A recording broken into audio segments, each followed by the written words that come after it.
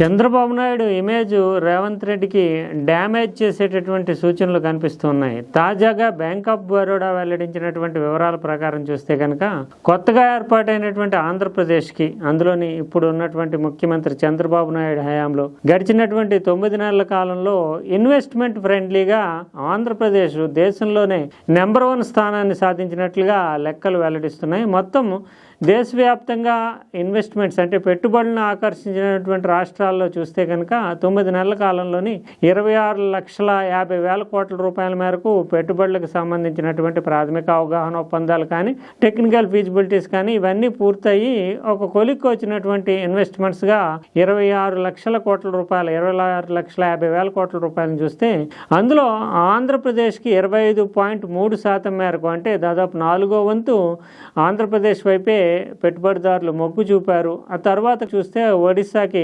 13.1%, తర్వాత మహారాష్ట్ర లాంటి పెద్ద రాష్ట్రానికి 12.8% వస్తే తెలంగాణకు మాత్రం 9.5% మాత్రమే వచ్చింది.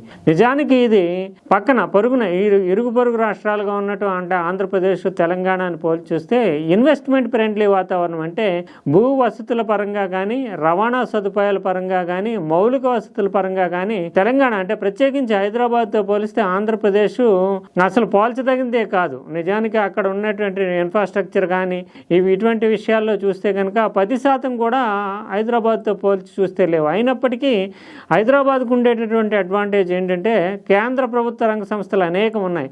సాఫ్ట్వేర్కి సంబంధించి జాయింట్స్ అన్నీ ఇక్కడే ఉన్నాయి, ఫార్మాకు సంబంధించి ఇక్కడే ఉన్నాయి, తర్వాత డిఫెన్స్కి సంబంధించి ఇక్కడే ఉన్నాయి. అన్నిటికంటే ముఖ్యమైనది ప్రభుత్వ ఆధీనంలో 1000 ఎకరాల భూములు ఉన్నాయి. ఇంతటి మౌలిక వసతులతో కూడినటువంటి హైదరాబాదు తెలంగాణ రాష్ట్రము పెట్టుబడులను ఆకర్షించడంలో వెనకబడటము. నిజానికి ఆంధ్రప్రదేశ్లో భూ వసతి అనేటటువంటిది ప్రభుత్వ ఆధీనంలో అతి తక్కువగా ఉంది. అంతా పంట పొలాలు, గ్రామీణ వాతావరణము, ఎయిర్ ఫెసిలిటీ కానీ, నేషనల్ హైవేస్తో కనెక్షన్ కానీ, ఇతరత్ర సదుపాయాలకు సంబంధించి కానీ ఆంధ్రప్రదేశ్ నిజానికి తెలంగాణతో పోల్చదగినటువంటి స్థాయిలోనే లేదు.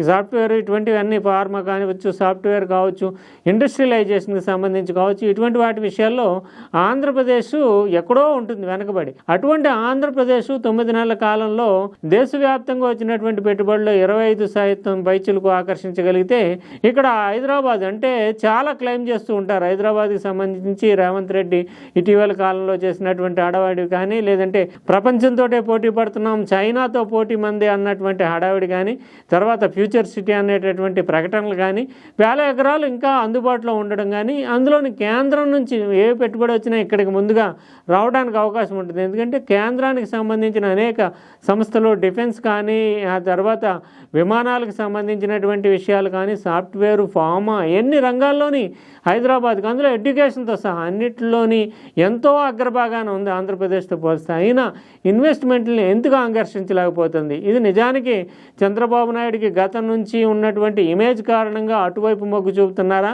లేకపోతే ఇక్కడ తెలంగాణ రాష్ట్ర ప్రభుత్వం ఆ మేరకు చొరవ తీసుకోలేకపోతుందా? ఏదేమైనప్పటికీ వీళ్ళిద్దరికీ సన్నిహిత సంబంధాలు ఉన్నాయని అందరూ చెప్తూ ఉంటారు. కానీ గురువుగా చెప్తూ ఉంటారు, ఆయన ఒప్పుకున్నా ఒప్పుకోకపోయినా. అటువంటి పరిస్థితుల్లో చంద్రబాబు నాయుడు నిజానికి అక్కడ ఉండేటటువంటి వసతులు వీటన్నిటితో పోలిస్తే ఆంధ్రప్రదేశ్ ఇంకా గ్రామీణ నేపథ్యం ఉన్నటువంటి రాష్ట్రం అయినా కూడా 25% మేరకు ఆకర్షించగలగడము. అందులోనే 5 ఏళ్ల కాలం వైఎస్ జగన్మోహన్ రెడ్డి కాలంలో దాదాపు పెట్టుబడులు అనేటటువంటి రాలేదు. అసలు రాజధాని ఏదో తెలియని పరిస్థితి. అంతటి సంక్షోభం నుంచి తేరుకుని ఇప్పుడు మళ్ళీ పెట్టుబడుల్ని అంత పెద్ద ఎత్తున ఆకర్షించగలగడము.